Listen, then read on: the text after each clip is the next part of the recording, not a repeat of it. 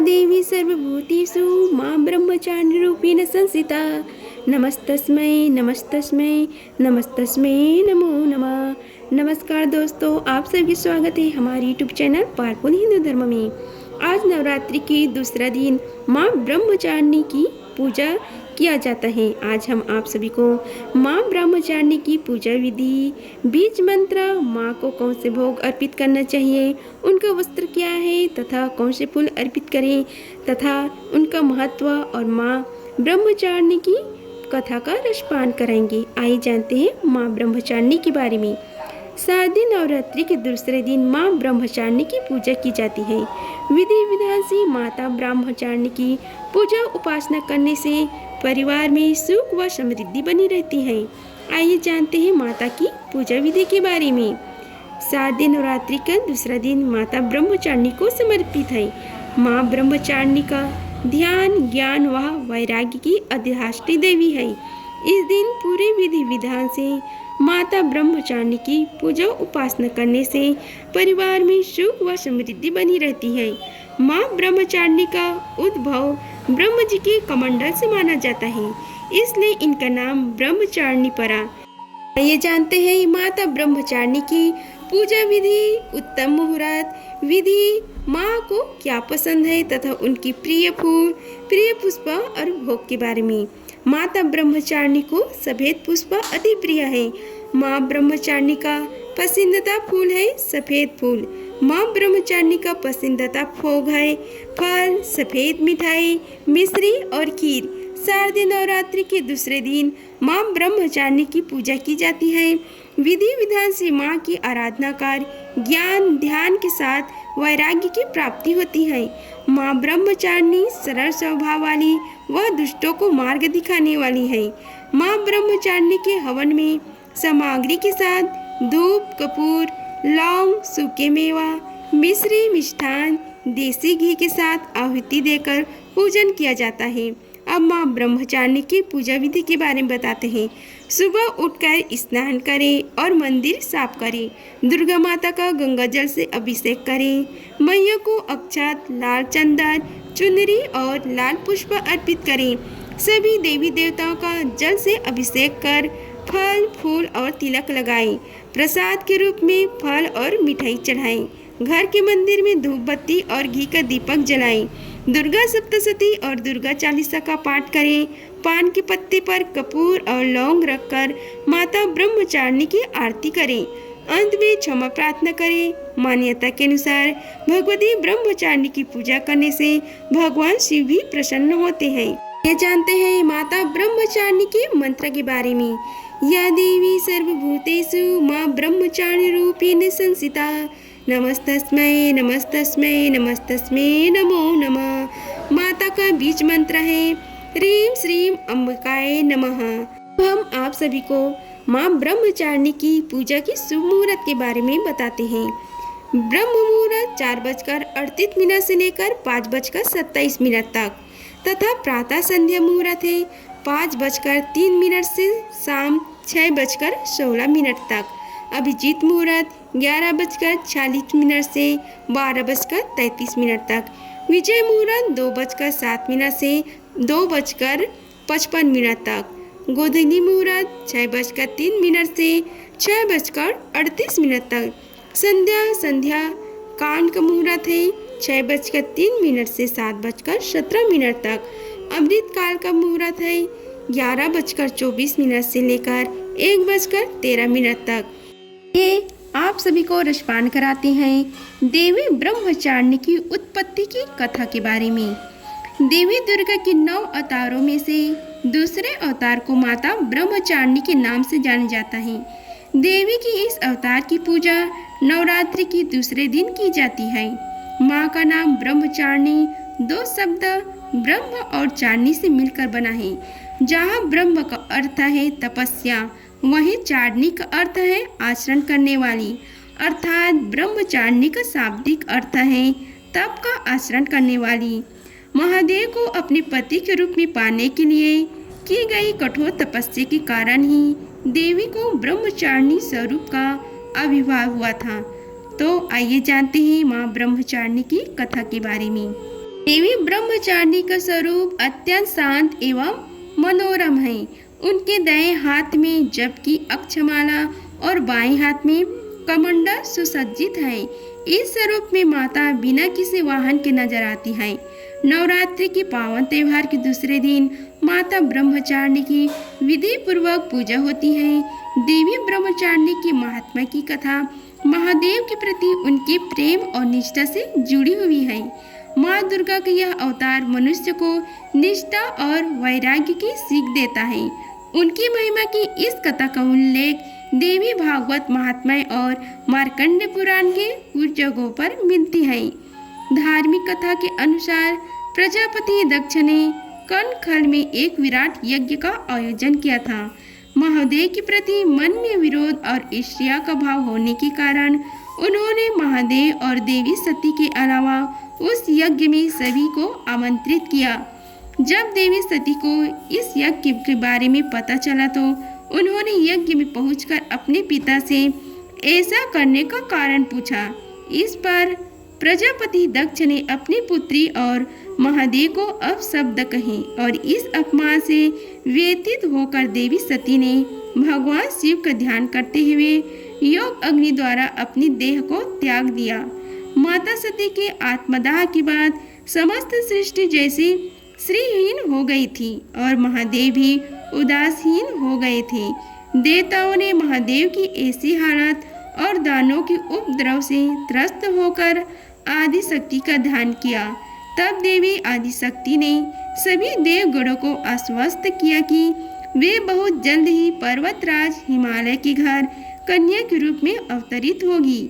यही कारण है कि कालांतर में देवी ने हिमालय और मैना देवी के घर जन्म लिया।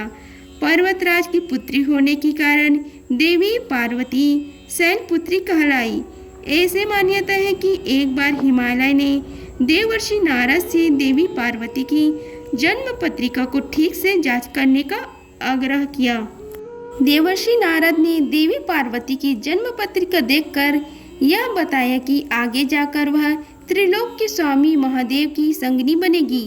जब इस बात का पता देवी पार्वती को चला तो उन्होंने वन में जाकर महादेव की कठोर तपस्या करना शुरू कर दिया। इस कठोर तपस्या के दौरान देवी ने भोजन स्वरूप सिर्फ फल और फूलों पर निर्वाह किया। तत्पश्चात उन्होंने सूखे बिल्व पत्र को ग्रहण करते हुए अपनी तपस्या को जारी रखा। एक समय ऐसा भी आया जब देवी निर्जला और निराहार महादेव की तपस्या में लीन थी। महादेव को पाने के लिए देवी की इतनी कठिन तपस्या के साक्षी सभी देवी देवता एवं ऋषि मुनि बने और उन्होंने देवी पार्वती की इस तपस्या को अभूतपूर्व बताया। जब देवी की कठिन तपस्या के कारण उनका शरीर कमजोर हो गया तब सभी देवताओं और ऋषियों ने इस तपस्या से प्रसन्न होकर उन्हें यह आशीर्वाद दिया कि उनकी सभी इच्छाएं पूरी होगी और उनका विवाह महादेव के साथ ही संपन्न होगा। मान्यता तो यह भी है कि देवी का यह स्वरूप भक्तों को अनंत फल प्रदान करने वाला है। उनके इस स्वरूप को समस्त विद्याओं की जननी माना गया है और इस स्वरूप में देवी सफेद वस्त्रों में नजर आती है। नवरात्रि के दूसरे दिन देवी ब्रह्मचारिणी की विधिवत पूजा की जाती है। इस दौरान कुंजिका स्तोत्र का पाठ करने के बाद दुर्गा सप्तशती का पाठ करना काफी लाभदायक माना जाता है। इसके साथ ही भक्त माता की विशेष मंत्र के द्वारा भी देवी ब्रह्मचारिणी की आराधना करते हैं। माता ब्रह्मचारिणी की आराधना का मंत्र है ओम देवी ब्रह्मचारिणे नमः, अर्थात जिन देवी का ओमकार स्वरूप है ओम सर्व आत्मा देवी ब्रह्मचारिणी को हम सभी मिलकर नमस्कार करते हैं। मान्यता है कि देवी ब्रह्मचारिणी की आराधना करने वाले भक्त शीघ्र ही समस्त भोगों को भोग कर अपनी आत्मा का कल्याण करते हैं और ब्रह्म तत्व की प्राप्ति करते हैं।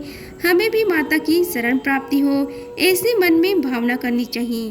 देवी दुर्गा की ब्रह्मचारिणी अवतार की कहानी हमें यह सीख देती है कि तप, त्याग, सदाचार, परिश्रम और संयम का मनुष्य के जीवन में कितना महत्व होता है। मनुष्य अगर कठोर परिश्रम करते हुए अपना जीवन यापन करे तो उसे अपने मनवांछित फल की प्राप्ति अवश्य होती है। जिस प्रकार अत्यंत मुश्किल परिस्थितियों में भी देवी ब्रह्मचारिणी ने अपनी तपस्या का पथ नहीं छोड़ा, उसी प्रकार मनुष्य को भी परिश्रम का पथ नहीं छोड़ना चाहिए। अब हम आप सभी को नवरात्रि के दूसरे दिन किए जाने वाले उपाय के बारे में बताते हैं। माँ दुर्गा की ब्रह्मचारिणी स्वरूप की पूजा करने से व्यक्ति को कुंडली में मौजूद मंगल दोष से छुटकारा मिलता है। साथ ही मंगल दोष से होने वाली तमाम तरह की परेशानी भी उसके जीवन से दूर होने लगती है। कुंडली में मंगल ग्रह मजबूत होता है तो व्यक्ति को भूमि, भवन, बल आदि का आशीर्वाद मिलता है। ऐसे में आप चाहे तो नवरात्रि के दूसरे दिन कुछ अचूक उपाय कर सकते हैं। इस दिन का सर्वश्रेष्ठ लाभ आपके जीवन में प्राप्त कर सकते हैं। नवरात्रि के दूसरे दिन आप मंदिर जाकर देवी पार्वती और भगवान शिव के ऊपर जल और फूल अर्पित करें। इसके बाद पंचोपचार विधि से इन दोनों का पूजन करें। पूजा करने के बाद मौली से शिव और पार्वती देवी का गठबंधन करें और शीघ्र विवाह होने की प्रार्थना करें। अगर आपके वैवाहिक जीवन में किसी तरह की कोई परेशानी आ रही है तो इस दिन गौरी माता का पूजन अवश्य करें। इससे आपको लाभ अवश्य मिलेगा। रामायण के अनुसार कहा जाता है कि माँ सीता ने भी विवाह से पहले गौरी माता की पूजा की थी और तभी उन्हें भगवान श्री राम उन्हें पति के रूप में प्राप्त हुए थे। इसके अलावा अगर आप मनचाहा जीवन साथी प्राप्त करना चाहते हैं तो नवरात्रि के दूसरे दिन स्नान करने के बाद दुर्गा सप्तशती के मंत्रों का जाप अवश्य करें। इससे भी आपको मनचाहा वर प्राप्त होने की संभावना बढ़ जाएगी।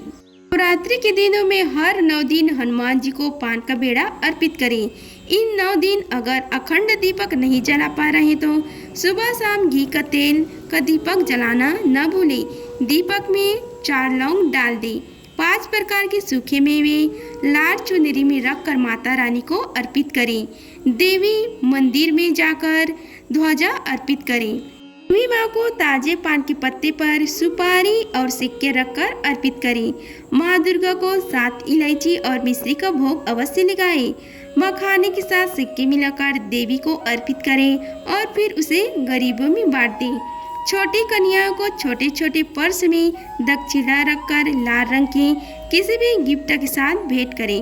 नवरात्रि के दौरान अपने घर में सोना या चांदी की कोई भी शुभ सामग्री स्वास्तिक, ओम, श्री, हाथी, कलश, दीपक, गरुड़, घंटी, पात्रा, कमल, श्रीयंत्र, आचमनी, मुकुट, त्रिशूल खरीदे और देवी दुर्गा के चरणों में रखें और इसकी पूजा करें।